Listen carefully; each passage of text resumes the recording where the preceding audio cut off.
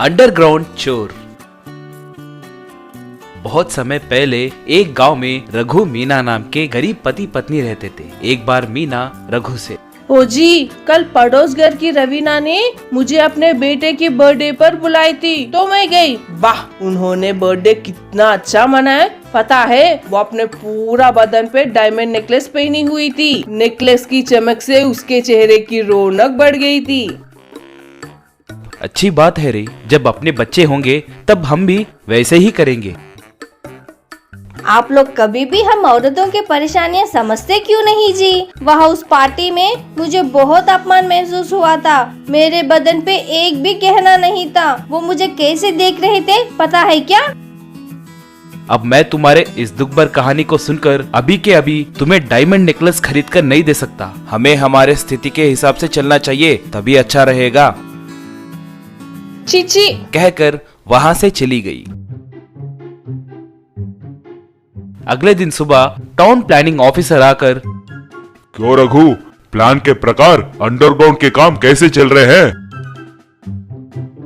सब अच्छे से चल रहा है जी। मैंने हर घर को अंडरग्राउंड कनेक्टिविटी दे दिया है और थोड़े दिनों में पाइप्स लगाने का काम भी शुरू हो जाएगा। तब अपने गांव में पानी की समस्या नहीं रहेगी। हर घर को पानी सरफराह कर सकते हैं। उसके लिए मैं बहुत बड़ा खड्डा खोदा हूँ जी। वेरी गुड, वेरी गुड, कहकर वहाँ से चला गया। वो बातें सुनकर उसकी पत्नी रघु से, क्या जी, घर घर को पाइप कनेक्शन दिए बोल रहे हो? क्या है जी वो? हाँ री, हम हर घर को अंडरग्राउंड कनेक्शन दे रहे हैं, कहकर चले जाने ही वाला था।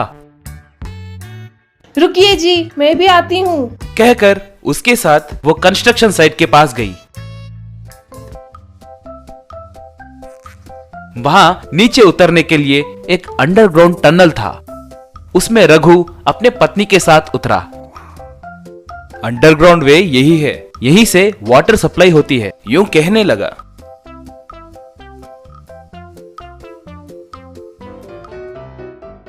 उस रात मीना चोरी छुपे उस अंडरग्राउंड टनल में जाकर पड़ोस के रवीना के घर के अंदर गई।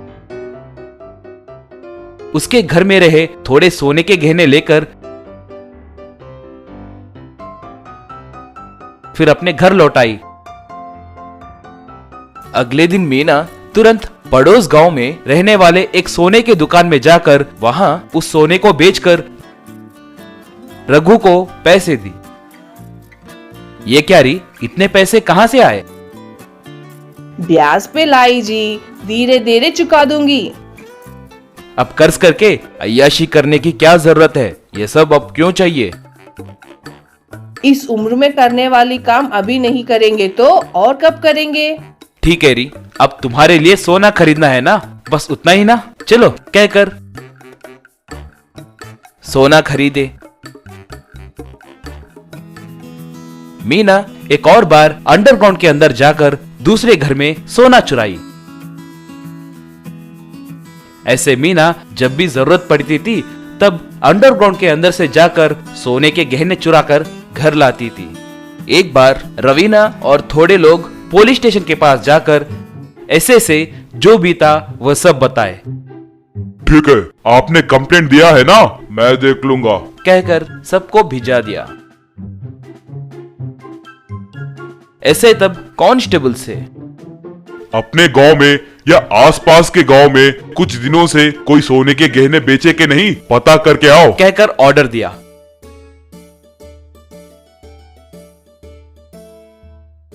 कांस्टेबल्स तब ढूंढकर पड़ोस गांव के सोने के दुकान वाले को पकड़े। ऐसे तब उस सोने के दुकान वाले को अपने स्टाइल में पूछताछ किया।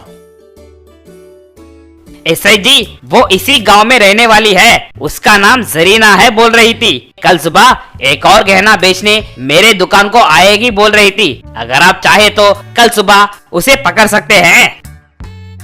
अगले दिन हरदम के जैसे मीना भेस बदलकर सोने के दुकान को आई।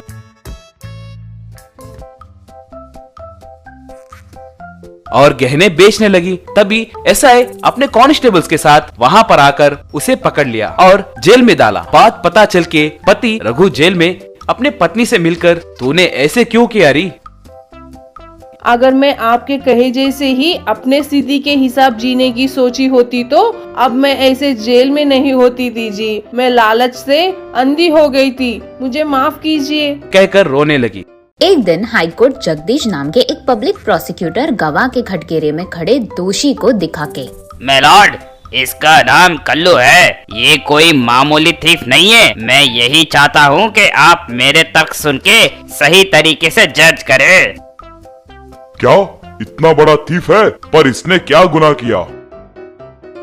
इसने एक घर में 2 लाख के जेवर चोरी किए हैं। क्या यार, इतने छोटे केस को हाई कोर्ट में पेश आ रहे हो? क्या तुम्हें पता नहीं कोर्ट का समय बर्बाद कर रहे हो तुम? अच्छा ये है कि तुम जाके डिस्ट्रिक्ट कोर्ट में जाओ। योर ऑनर, मुझे पहले पूरा तो बोलने दो। उसके किए गुनाह के लिए डिस्ट्रिक्ट कोर्ट ने 6 महीने का सजा दिया था, पर इसका असली क्राइम ये नहीं है मेलॉर्ड। ये पहले एक सर्कस कंपनी में काम करता था। कोई भी जेल में रखते ये बस 6 दिन में ही भाग जाता था। दीवार चढ़ना, उड़ी मारना इसके बाएं हाथ का खेल है मेलॉर्ड। इतनी बार भाग निकलने के वजह से इसे अब 6 सालों की सजा मिली है, पर ये बिल्कुल नहीं बदला है। इसीलिए इसे तिहाड़ जेल में डालने हाई कोर्ट में आना पड़ा मेलॉर्ड।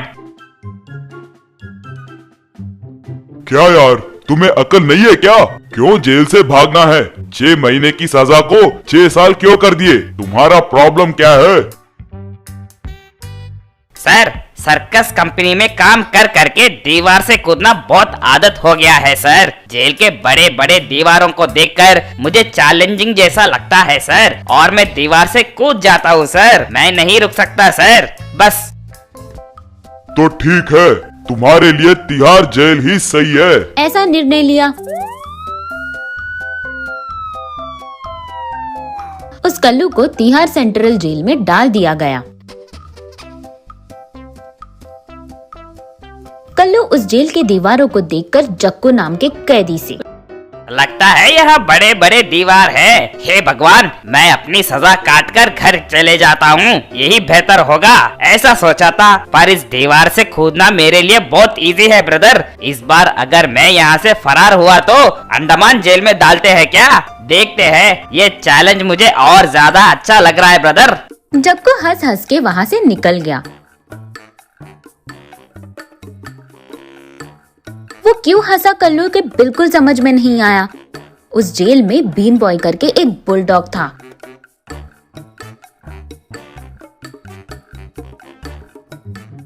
उससे दोस्ती करने के लिए कैदियों को दिए गए अंडे और चिकन के टुकड़े उस बुलडॉग को देते रहते, पर वो ये सब बिल्कुल भी नहीं छूता। वो देखे कल्लू बिक्कू से, ये कैसा कुत्ता है? अंडे और चिकन के टुकड़े नहीं खा रहा, फिर क्या खाता है ये क्या खाता है? बहुत जल्द पता चल जाएगा। क्यों परेशान हो रहे हो? एक दिन कल्लू जेल एस्केप का प्लान बनाता है।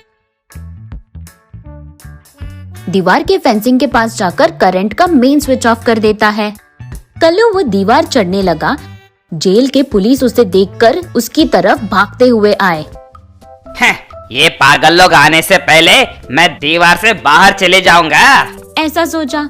तब तक बीन बॉय वहाँ भागते आया।